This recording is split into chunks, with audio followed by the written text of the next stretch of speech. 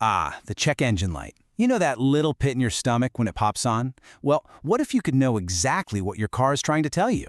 Today, we're going to decode one of the most common trouble codes out there, P0117. We're going to break down what it means, what causes it, and how you can figure it out yourself. Let's dive in. So, you've plugged in your scanner and boom, P0117 pops up.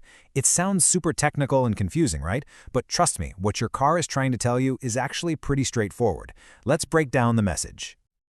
Okay, so the official definition is engine coolant temperature sensor 1 circuit low. Whoa, that's a mouthful.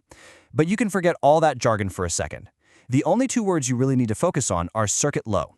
All this means is that your car's computer is getting a voltage signal that's way too low, which it reads as the engine being unbelievably cold, colder than physically possible. The easiest way to wrap your head around this is with a simple analogy. Think of the engine coolant temperature sensor, or ECT, as the engine's personal thermometer. It's constantly taking the temperature and reporting back to the vehicle's brain, the main computer, or PCM. And that one little piece of data, it's absolutely crucial. The brain uses it to decide how much fuel to inject, when to turn the cooling fans on, and a ton of other things. Now, what's really cool is how this sensor actually works. It's not like the thermometer in your medicine cabinet. It's a special type of resistor called a thermistor, and it works on one simple, kind of backward rule. As the engine's temperature goes up, the sensor's internal resistance goes down. The car's computer is perfectly programmed to read that dropping resistance as a rising temperature. It's a really clever and simple system. Okay, so the car's brain is being fed bad information. It thinks it's in the middle of a blizzard. So what? What does that actually mean for you when you're behind the wheel? Let's talk about the real-world symptoms you'll probably notice. Well, when your car thinks it's freezing, it does what an old-school engine would do with a choke. It dumps a whole bunch of extra fuel into the mix. This creates all the classic symptoms. It's tough to get started, especially when the engine's already warm. You'll get a rough idle, maybe even some stalling. Your gas mileage is going to take a nosedive. You might even see some black smoke from the exhaust. And on your dashboard, the temp gauge will probably be stuck on cold, and you'll probably hear the cooling fans running on full blast. That's just a built-in safety measure to prevent overheating, just in case. All right, we know what it looks and feels like. Now it's time to play detective. Let's line up the usual suspects and figure out what's actually causing this code to pop up in the first place. Suspect number 1. And let me tell you, the culprit in the vast majority of cases is the ECT sensor itself, plain and simple. Like any electronic part, these things wear out. They live in a really hot engine bay, and after thousands of miles, they can just fail. Statistically, this is always the first place you should look. Now, while the sensor is the prime suspect, it's not always guilty. You also have to check the wiring.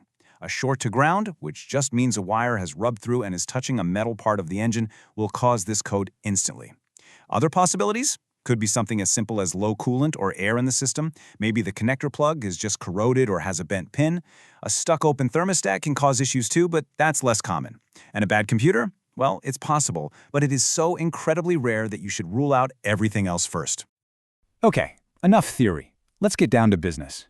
Here is a practical action plan that's going to take you from seeing that code to confidently knowing exactly what the problem is. Your single most powerful weapon here is a scan tool that can read live data. Don't just stop at reading the code. Go one step further and look at what the computer is seeing from the ECT sensor in real time. That live data stream is your biggest clue. And right here, this is the smoking gun. When the computer sees that circuit low fault, it often just defaults to the lowest possible temperature value it has in its programming, which, funny enough, happens to be negative 40 degrees. And that's the same for both Fahrenheit and Celsius. So if your engine is warm and your scan tool is showing negative 40, you have 100% confirmation of an electrical fault in that circuit. This all boils down to a simple 4-step check. And you always start with the easy stuff first. 1. Check your coolant. Is the level right? A sensor can't read what it's not touching. 2. Do a thorough visual inspection of the wiring.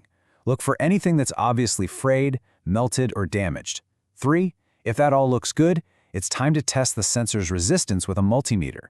And finally, if the sensor tests okay, you'll check the wiring itself for a short. And when you're testing that sensor with your multimeter, just remember that inverse relationship we talked about.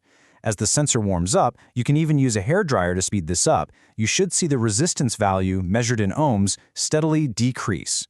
If that number is stuck or it's completely out of whack with the manufacturer's specs, you've found your culprit. Once you've nailed down the problem, you're in the home stretch. Now let's talk about the fix, and the most satisfying part, clearing that code and turning off the light. And you're going to love this part. The most common fix for a P0117 code is also one of the simplest and cheapest repairs you can make. On most cars, replacing the ECT sensor is a really straightforward job that just needs basic tools, and the part itself is usually very inexpensive. This chart really puts it all into perspective, doesn't it? As you can see, the probability is overwhelmingly high that a faulty sensor is the root cause. A wiring repair is the next most likely thing. This just confirms our strategy. Always investigate that sensor first. Okay, once you've made the repair, there are just 3 final steps to seal the deal. First, obviously, do the repair.